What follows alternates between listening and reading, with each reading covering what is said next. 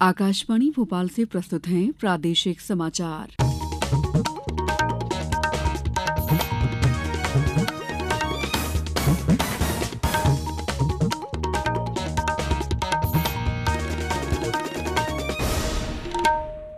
नमस्कार, समाचारों के साथ मैं दीपा सिंह।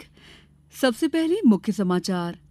राष्ट्रपति द्रौपदी मुर्मू ने अदालती मामलों पर जताई चिंता, कहा इन लंबित मामलों का समाधान तलाशा जाना चाहिए। सोयाबीन उत्पादन के मामले में मध्य प्रदेश एक बार फिर देश में पहले स्थान पर। नर्मदापुरम, हरदा, बुरहानपुर और बैतूल जिले में भारी बारिश की चेतावनी। और पेरिस पैरालंपिक्स के चौथे दिन भारतीय खिलाड़ियों का बेहतर प्रदर्शन, अब तक 7 पदक हासिल किए। अब समाचार विस्तार से।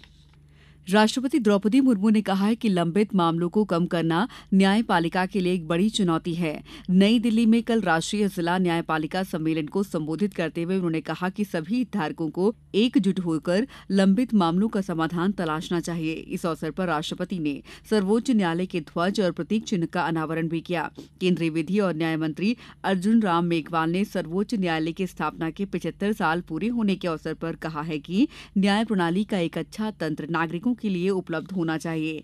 भारत के मुख्य न्यायाधीश न्यायमूर्ति धनंजय चंद्रचूड़ ने कहा है कि लंबित मामलों में कमी लाने के लिए गठित समिति ने इन मामलों के समाधान के लिए कार्य योजना लाने की रूपरेखा तैयार की है। सोयाबीन उत्पादन के मामले में प्रदेश पूरे देश में पहले स्थान पर आ गया। पिछले 2 सालों से सर्वाधिक सोयाबीन उत्पादन कर रहे महाराष्ट्र को पीछे छोड़ते हुए सोयाबीन प्रदेश बनने का ताज एक बार फिर हासिल कर लिया है।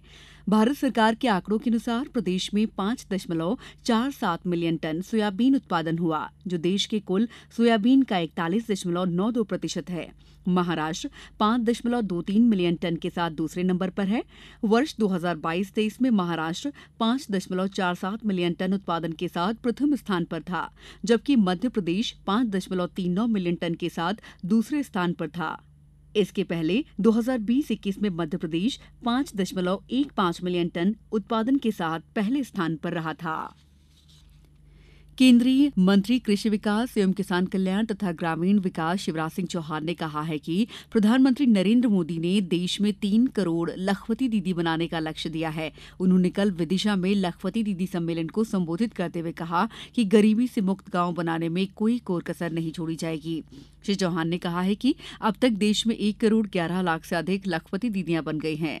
2 करोड़ लखपति दीदियां और बनाई जाएंगी। इसके लिए सरकार सभी प्रयास कर रही है। कार्यक्रम में पंचायत एवं ग्रामीण विकास, श्रम विभाग के मंत्री प्रहलाद सिंह पटेल, पशुपालन और डेयरी विभाग राज्य मंत्री तथा जिले के प्रभारी मंत्री लखन पटेल भी मौजूद थे।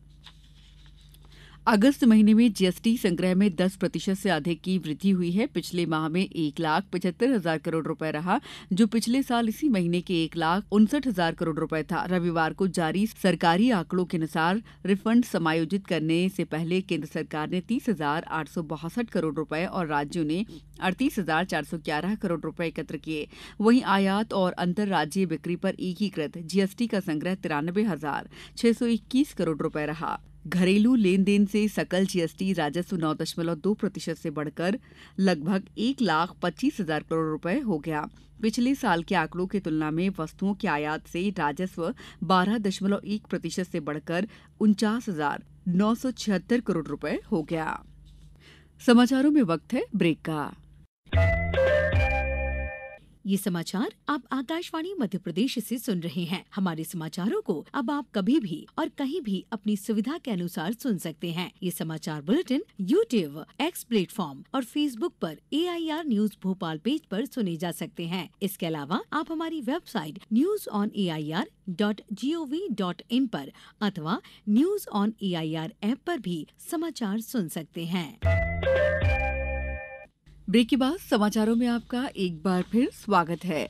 मुख्यमंत्री डॉक्टर मोहन यादव ने कहा है कि लोकमाता देवी अहिल्याबाई के आदर्शों, सिद्धांतों, व्यक्तित्व और कृतित्व को जनमन तक पहुंचाने के लिए राज्य सरकार द्वारा समिति का गठन किया जाएगा। इस समिति के माध्यम से लगातार कार्यक्रम आयोजित किए जाएंगे। उन्होंने कल इंदौर में पुण्य सलिला देवी अहिल्याबाई होलकर की 229वीं पुण्यतिथि पर आयोजित समारोह को संबोधित करते हुए कहा कि लोकमाता देवी अहिल्याबाई हम सबकी आदर्श और प्रेरणा स्रोत हैं।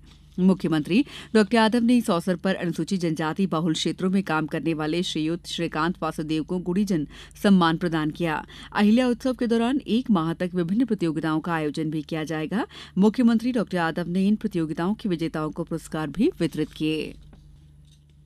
भारतीय जनता पार्टी आज से देशव्यापी सदस्यता अभियान शुरू कर रही है। इस अभियान के शुभारंभ अवसर पर पार्टी के अध्यक्ष जगत प्रकाश नड्डा प्रधानमंत्री नरेंद्र मोदी को उनकी सदस्यता का नवीकरण प्रमाण पत्र देंगे। अभियान के दौरान पार्टी के सभी वर्तमान सदस्यों को अपनी सदस्यता का नवीकरण कराना होगा।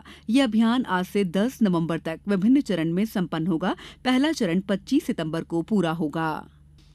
खंडवा नगर निगम ने स्वच्छ भारत मिशन के तहत एक नई और महत्वपूर्ण पहल की शुरुआत की है, जिसमें गीले कचरे से जैविक खाद तैयार की जा रही है। नगर निगम द्वारा स्वच्छता और पर्यावरण संरक्षण के लिए वेस्ट टू बेस्ट कार्यक्रम के तहत एक विशेष कार्यशाला का भी आयोजन किया गया। पेश है हमारे संवाददाता की एक रिपोर्ट। इस कार्यशाला में स्व सहायता समूह की महिला और स्कूली बच्चों को मिट्टी से गणपति बनाने का प्रशिक्षण दिया जा रहा है। खंडवा नगर निगम के आयुक्त श्री नीलेश दुबे ने बताया कि जनता में जन जागरूकता बनाए रखने के लिए हम स्वच्छता ही सेवा के अंतर्गत अपने नगर निगम में एक कैंप का आयोजन किए थे, जिसमें विभिन्न स्कूलों के 25 बच्चों ने मिट्टी के गणपति बनाने की व्यवस्था सीखी है और वो इस बार अपने घरों में गणपति की स्थापना करेंगे। जहां तक वेस्ट से बनने का सवाल है, नगर निगम के विभिन्न घटकों के अंतर्गत अन्य गतिविधियां भी संचालित हो रही हैं। वर्तमान में हम जो मंदिरों से निकलने वाली निर्माल्य सामग्री है उसका भी पुनरुपयोग सुनिश्चित कर रहे हैं। उसके अंतर्गत हमने फूलों की अगरबत्ती बनाने का काम शुरू किया हुआ है थोड़े स्तर पर। तो हम लगभग हर घटक पर थोड़ा थोड़ा काम करते जा रहे हैं और समाज में ऐसे लोगों को ट्रेनिंग दे करके समाज में उनको इनबिल्ट करते जा रहे हैं, जिससे कि वो अपना रोजगार भी चला सकें और हमारे वेस्ट का प्रबंधन भी हो सके। इसके साथ ही मंदिरों में चढ़ाए गए श्रद्धा के फूल अब धूप बत्ती व हवन कप बनकर महकने लगे हैं। फूलों को रिसाइकिल कर हवन, धूप बत्ती व अन्य पूजा सामग्री बनाने का कार्य शुरू हो गया है। धूप बत्ती व पूजा सामग्री बनने के कार्य में महिलाओं को भी जोड़कर रोजगार दिया जा रहा है। करीब आधा दर्जन महिलाएं अभी इस कार्य को कर रही हैं। फूलों की आवक बढ़ने के साथ ही प्रोडक्शन में भी तेजी आई है। इस कार्य से जुड़ी दीपमाला कटारे ने बताया कि फूलों से हमने ऑर्गेनिक धूप बत्ती बनाए हैं और जो फूल आते हैं उसे ऑर्गेनिक कलर भी बनाए हैं। जैसा कि क्या होता है कि फूलों से जो ऑर्गेनिक धूप बत्ती बन रही है उससे पर्यावरण सुरक्षित रहेगा।